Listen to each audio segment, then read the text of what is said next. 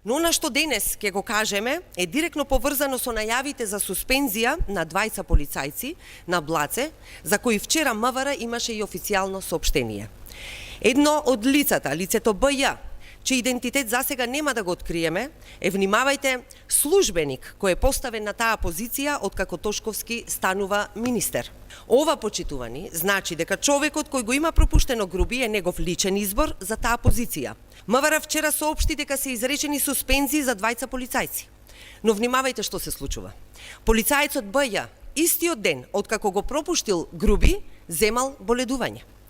Со тоа де факто не може да биде суспендиран се додека му трае боледувањето. Дали сака да го заштити или пак чека да се запошоти целата оваа ситуација.